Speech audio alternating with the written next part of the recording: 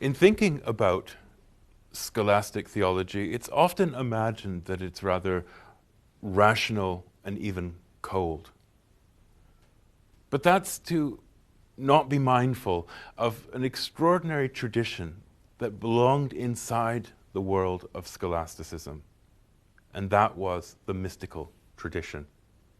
Thomas Aquinas, Albert the Great, Bonaventure, and many others were great exponents of the mystical tradition, of the union with God.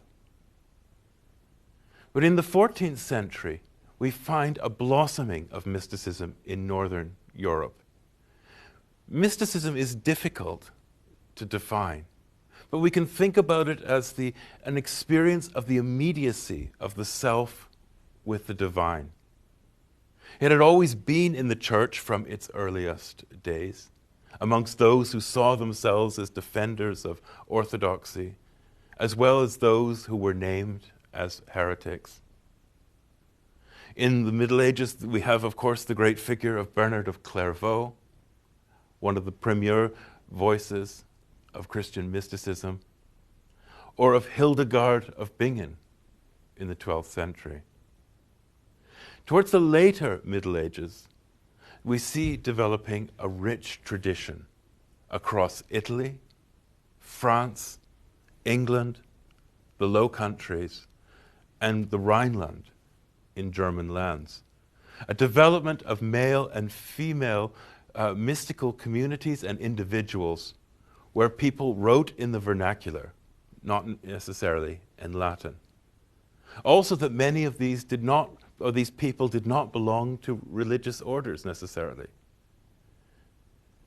These writings, these preaching, and these other forms of literature fed a lay audience that was increasingly hungry for the experience of the divine, that increasingly sought to be fed by the piety of the age, who sought to express their own sense of the divine. I want to enter into briefly this world of the mystical tradition by looking at three remarkable people: Meister Eckhart, St. Bridget of Sweden, and Julian of Norwich. In the year in which Chartres Cathedral was consecrated, that is in 1260, Meister Eckhart was born in Hochheim in Germany. He was to enter the Dominican order and was to study in Cologne and Paris, where he was to lecture from 1300. And here we see a modern memorial to Meister Eckhart at the cathedral in Erfurt. Deeply influenced by Thomas Aquinas, Eckhart belonged to the distinguished Dominican tradition of theology, but he espoused a profoundly mystical doctrine of the unity of the soul with God, in even speaking of a God beyond God. But this was no person separate from the world. He was an active reformer of the church who sought to revive failing or Dominican communities, and who was active from 1314 preaching in the houses of contemplative nuns in the Rhineland. When he became a teacher in Cologne, however, he was formally accused of heresy. Eckhart fiercely denied the accusations, which came from a hostile source. But in 1329, a papal bull from John the 22nd, entitled In Agro Dominico, declared that certain statements of Eckhart were indeed heretical. The character of his teaching was highly controversial, and much of his case over the issue of heresy was caught up in fierce church politics. But if we can put it briefly, the root of Eckhart's teaching was the desire of humanity to be united with God. Eckhart believed that he held to the teachings of the church, but in some ways his views were singular and distinctive and not always in accord with the teachings of the church. But that point remains to this day highly disputed. For Meister Eckhart, identity with God is still not sufficient for the Christian. To abandon all things without abandoning God is still not abandoning anything. This is this difficult language that Eckhart has of how the self has to be wholly emptied. What does this mean? Eckhart's central and most controversial idea concerned the birth of God in the soul, a concept that was broadly and diversely interpreted. In the stripping away of all desire, the soul is ready for contact with God. The soul becomes nothing. It is that moment that a mystical union is achieved with God, because the soul can absorb the divine light. On the nature of unity of the soul with God, Eckhart wrote, "God alone must work in you without hindrance, that he may bring to perfection his likeness in you, so that you may understand with him and love with him. This is the experience and essence of perfection." On God abiding with creatures, Eckhart wrote, "All creatures are a pure nothing. I don't say that they are insignificant or something. They are absolutely nothing. Whatever hasn't essence does not exist. No creature has essence, because the essence of all is in the presence of God. If God withdrew from the creature for just one moment, it would disappear to nothing." Eckhart's influence on the development of the Christian mystical tradition was profound.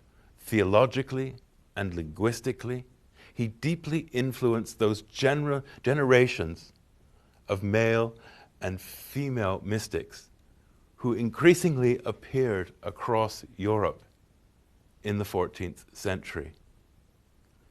One of whom was St. Bridget of Sweden. Here we find in a 15th century representation of an altar from Sweden. Bridget had an extraordinary childhood. Her mother died when she was only 10, and already as a child she had visions and dreams. She dreamt of the man of sorrows, and in this dream she interacted with Christ. And that interaction, that experience, that vision remained with her for the rest of her life. Although she was to marry and have 8 children. She married at the age of 13. She and her husband went on pilgrimage. They traveled to Santiago de Compostela. And when her husband became ill, no less a person than Saint Denis of France appeared to her. After the ultimate death of her husband, she founded a religious order for women. There were also men present as chaplains and lay brethren. Christ appeared to her and asked her to go to Rome and wait there until she got the Pope to return to Rome from France. She was to be there during the Holy Year of 1350. Bridget left Sweden at the end of 1349 and was never to return. Yet for the rest of her life, she saw visions of the reform of the church, and she brought messages to kings and popes and others in high office, directing them to the work of the church. It may be noted that Bridget never wrote in the first person, and we'll see that in a moment. She always said she carried a message from the Lord. And although she had longed to become a nun, she never entered into a monastery, and certainly did not see her own monastery at Vadstena in Sweden. She never managed to get the Pope to return to Rome. And she also did not succeed, although she had these many visions of establishing peace between France and England. And she was unable to return to Sweden to see the very order with which she was associated. She died in 1373, exhausted and far away from her native land. But such was her influence, and so were people drawn to her and her mystical experiences, that by 1391 she was canonized, the first woman to have found a religious order. It was never a double order, but one which was primarily for women, but there were some men attached as chaplains. Her revelations are an extraordinary work. As I say, she never wrote in the first person, but refers to herself as the bride. In one example, Christ speaks to her. So you are extremely ungrateful, if in return for such great charity you do not love me. If my head was pierced and inclined on the cross for you, your head should be inclined towards humility. Since my eyes were bloody and full of tears, your eyes should be kept away from pleasurable sights. Since my ears were filled with blood and heard mocking words against me, your ears should turn aside from frivolous and unfitting talk. Bridget's contemporary was the no less extraordinary figure of Julian of Norwich, here in a modern image at Norwich Cathedral. She is the celebrated mystic whose revelations of divine love is often considered to be one of the great works of medieval religious experience. She spent the latter part of her life alone in her church in Norwich. But in 1373, she was healed from a serious illness by a series of visions which she experienced of Christ's suffering and of the Virgin Mary. Of this experience and of these visions, she wrote two accounts about 20 or 30 years after the second was written about 20 or 30 years after the first. The revelations span most of the great mysteries of the Christian faith: God's predestination, God's foreknowledge, and the question of evil. The clarity and lucidity and accuracy of her theological vision is remarkable and reveal a person of exceptional depth and charisma. She was herself, unlike Bridget, never canonized, but she remains much venerated in the Christian tradition. Not least of which is for her account of the intense relationship with Christ.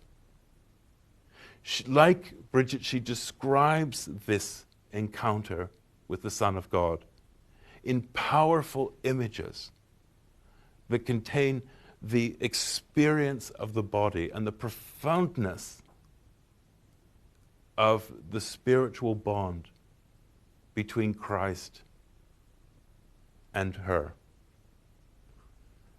She writes, "I looked with all my might for the moment of his dying, and thought I would have had seen his body completely dead.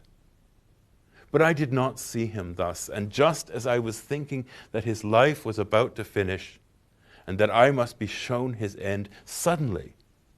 While I gazed at the cross, his expression changed. It changed to cheerful joy. The change in his blessed countenance changed mine too. And I was as glad and happy as could be. Then our Lord put this thought in my mind: what point is there in your pain and grief now?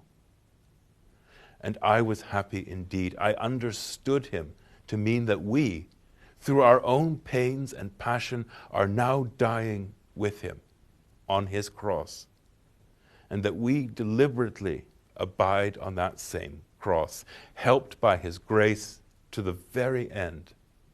Suddenly, his expression shall change, and we shall all be with him in heaven.